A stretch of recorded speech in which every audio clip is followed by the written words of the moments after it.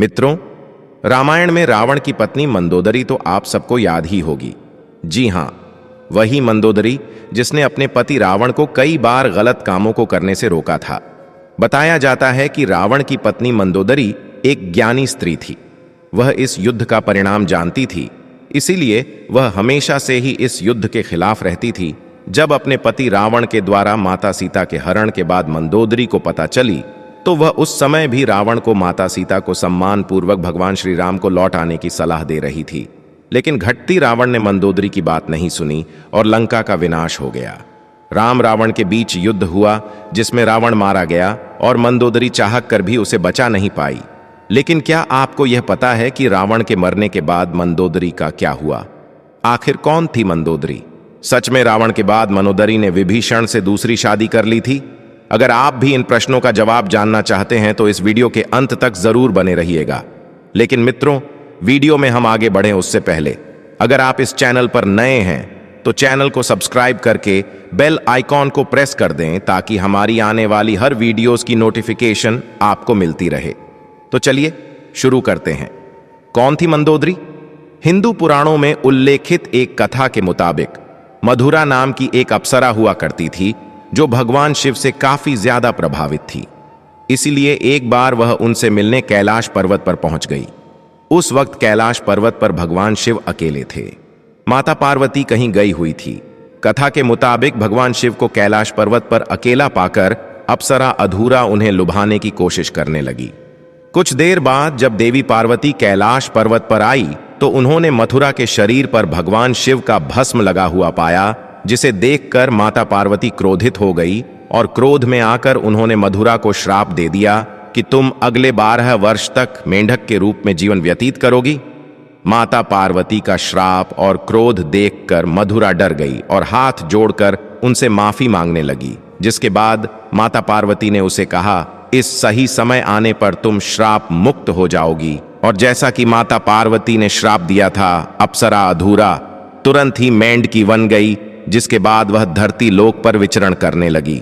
मेंढक रूपी मधुरा पृथ्वी लोक पर किसी तरह अपने दिन गुजार रही थी। लेकिन तभी एक दिन अचानक एक भयंकर सर्प मेढ की मधुरा को खाने के लिए उसके पीछे पड़ गया। मेढ की मधुरा अपनी जान बचाने के लिए भागने लगी और भागते भागते वह सप्तराष्ट्रियों के आश्रम में पहुंच गई, जहां उन्होंने खीर बना के लिए खीर का बहुत बड़ा बर्तन लकड़ी के चूल्हे पर छड़िया हुआ था। जब सांप ने मेढ की मधुरा को दौड़ाया तो वह उछलकर उसी खीर के बर्तन पर बैठ गई। जब सांप उसके पीछे आया तो वह उससे बचने के लिए बर्तन के एक छोर से दूसरे छोर पर उछल गई। सांप भी उसके पीछे मेढकी को पकड़ने के लिए उस बर्तन पर चढ़ गया और दूसरे छोर पर जाने की कोशिश करने लगा। लेकिन दुर्भाग्य से वह फिसलकर खीर के बर्तन में गिर गया और खीर गर्म होने के कारण गिरते ही वह मर गया। किंतु पेड़ की बनी उस मधुरा को यह चिंता सताने लगी कि जब आर्षिकरण यहां आएंगे और बेल या खीर खाएंगे तो जहरीले सांप की वजह से उनकी मृत्यु हो जाएगी, और मधुरा यह हरगिज नहीं चाहती थी। उसकी वजह से सप्तऋषियों की जान जाए, इसलिए वह वहीं बैठकर आर्षियों का इंतजार करने लगी। जैसे ही राशि वहां आए, वह उनके सामने ही तुरंत खीर के बर्तन में कूद गए। राशियों ने मेढकी को बर्तन में कूदते हुए देख लिया, इसलिए उन्होंने सोचा कि अब तो यह खीर खाने योग्य नहीं है, और उन्होंने खीर को वहीं फैला दिया। खीर फैलाने पर उन्होंने देखा कि उस बर्तन में मेढकी के अलावा एक सांप भी मरा हुआ है। ये देखकर सब आर्षी तुरंत समझ गए कि इस मेढकी ने हम आर्षियों की जान बचाने के लिए अपने प्राणों का बलिदान दे दिया। मेढकी के इस नेक दिली को देखकर सभी आर्षी ने अपनी शक्ति से उस मेढकी को जीवित कर दिया और उसे कन्या का स्वरूप दे दिया, जिससे अब मधुरा मेढकी से एक सुंदर कन्या बन गई। किंतु लोक समाज के डर से आर्षी ने इस कन्या को अपने साथ नहीं रखा। उन्होंने महर्षि कश्यप के पुत्र मासुर को बुलाकर उस कन्या को उन्हें सौंप दिया। मासुर और उसकी पत्नी हेमा ने उस कन्या को उत्तरी के रूप में गोद ले लिया। उन्होंने ही मधुरा का नाम बदलकर मंदोदरी रख दिया। अगर हम बात मंदोदरी के पिता महायासुर की करें तो उसे राक्षसों का विश्वकर्मा कहा जाता था। उसे ब्रह्मा जी से विशेष वरदान प्राप्त था, जिसके मुताबिक वह कहीं भी सुंदर भवन नगर का निर्माण कर सकता था। मैसूर ने ब्रह्मा से प्राप्त वरदान के प्रभाव से ही अपनी हेमा के लिए मंटोर जैसे खूबसूरत नगर का निर्माण किया था, जो कि वर्तमान में जोधपुर का मंटोर है। मंदोदरी और रावण का विवाह कैसे हुआ? कथा के अनुसार एक बार रावण मैसूर से मिलने के लिए मंटोर पहुंचा था। उसी समय उसकी नजर मंदोदरी पर पड़ी थी।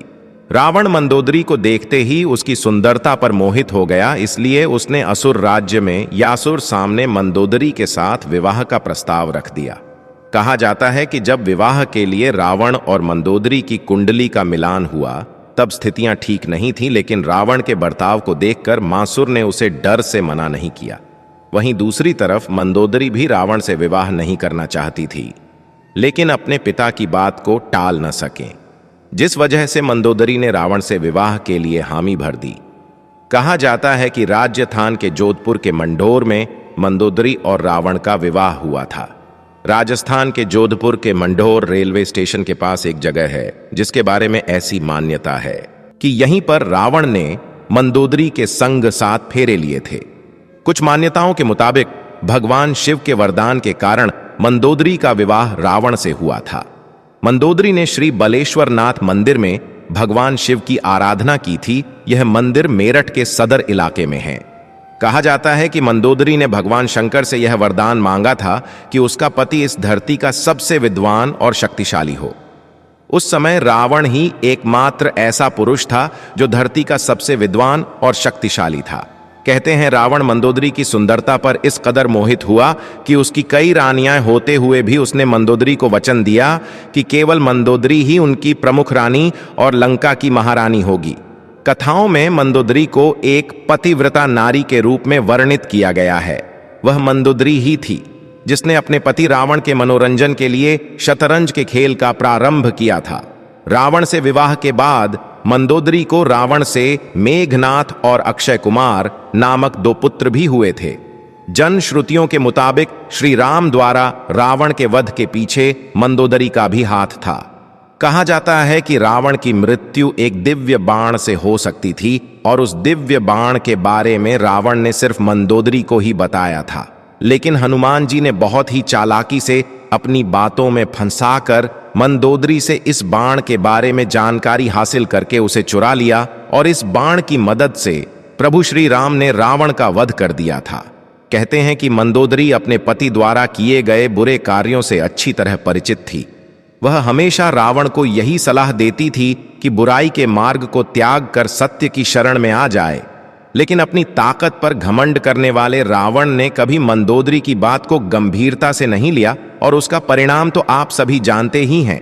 क्योंकि मनोदरी ने विभीषण से विवाह जब रावण ने सीता का हरण किया था, उस वक्त मनोदरी ने इसका विरोध किया। उसने रावण को मां सीता को पुनः राम को सौंपने को कहा था, लेकिन रावण ने मनोदरी की बात को अनसुना कर दिया।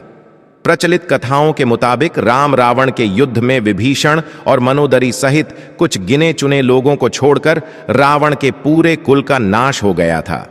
रावण की मृत्यु की खबर जब मंदोदरी को मिली, वह विलाप करते हुए युद्ध भूमि में पहुंच गई और रावण के शव को देखकर वह तेज आवाज निकालकर रोने लगी। कहते हैं वहां युद्ध भूमि में मंदोदरी की नजर प्रभु श्री राम से भी टकराई। मंदोदरी को इस तरह से विलाप करता देख प्रभु श्री राम को भी अति दुख हुआ था। लंका के सुखद भविष्य के लिए श्री राम ने विभीषण को लंका का राजपाट सौंप दिया था और उन्होंने मनोदरी के सामने विभीषण से विवाह करने का प्रस्ताव रखा था, लेकिन उस समय मंदोदरी ने इसका कोई उत्तर नहीं दिया। इसके बाद प्रभु श्री राम अपनी पत्नी सीता और भाई लक्ष्मण के साथ वापस अयोध्या लौट गए। वहीं दूसरी तरफ मंदोदरी ने रावण के वियोग में खुद को लंका के महल के कमरे में कैद कर लिया। बहुत दिनों तक इस कमरे में कैद रहने के बाद वह बाहर निकली और फिर उसने विभीषण से विवाह कर लिया। लेकिन कुछ विद्वान इस बात को सीधे तौर पर नकारते हैं। उनका मानना है कि यह सत्य के बदल दिया है। इनका सच्चाई से कोई भी लेना देना नहीं है। दरअसल इन विद्वानों के मुताबिक मंदोदरी एक पतिव्रता नारी थी। वह अपने पति के प्रति पूरी तरह से समर्पित थी। इतनी महान ज्ञानी और पतिव्रता नारी ऐसा निर्णय नहीं ले सकती। ऐसे में रावण की मृत्यु के बाद मंदोदरी का विभीषण से विवाह करना एक की वंदनी के अलावा और कुछ नहीं है। वैसे दोस्तों, आपको क्या लगता है कि क्या मनोदरी ने विभीषण से दूसरा विवाह किया था? कमेंट में जरूर बताइए। इस वीडियो में फिलहाल इतना ही। उम्मीद है आपको आज की यह वीडियो पसंद आई होगी। अगर हाँ, तो इस वीडियो को लाइक करें और इस तरह की वीडियो को देखते रहने के लिए चैनल को जरूर सब्सक्राइब कर लें।